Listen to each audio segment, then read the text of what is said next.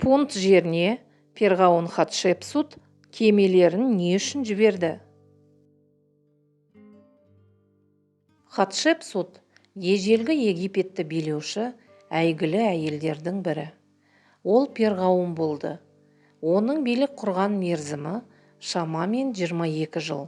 Осы уақыттың ішінде ежелгі Египет елі қуатты әрі күшті мемлекетке айналды.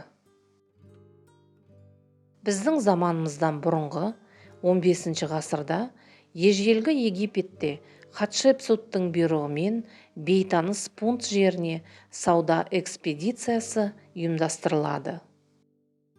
Бұл экспедиция жөніндегі мәлімет Дейр-әл-Бахри ғибадатханасының суреттері мен жазуларында сақталған.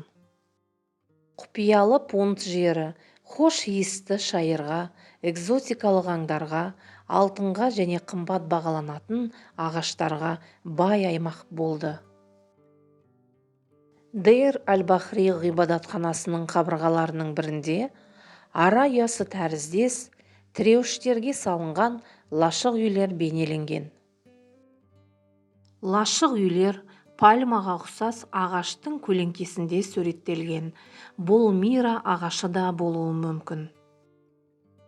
Қабырғаға салынған басқа да суреттерде Пунт жеріне аттанған Хатшепсут перғауынның сауда кемелері бейнеленген. Кемелер орасан зор қазынаға толы жүктермен қайта оралған. Пунт мемлекеті туралы көптеген тарихи дәлелдер бар. Алайда ғалымдар қазіргі күнге дейін оның орналасқан аймағын анықтай алған жоқ. Оларға тек ежелгі египеттіктердің Қызыл теңізден шығып, оңтүстікке қарай бағыт алғаны ғана белгілі. Дейр-әл-Бахридің шөлді алқабында көтерілген Хатшепсут храмы ежелгі Египет сәулет өнерінің ең көрнекті ескерткіштерінің бірі болып табылады.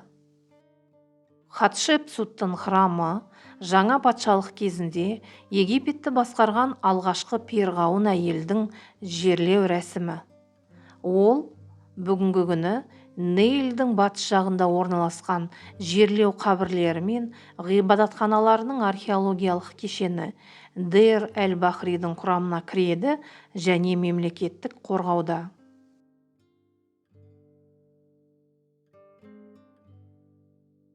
Ғибадатхананың құрылысы патшайым өмір сүрген кезде басталған. Жұмысты басқару көрнекті сәулетші, алғашқы Египет пирамидасының құрылысшысы, сонымен қатар Хатшепсуттың кеңесшісі Сенмутқа тапсырылған.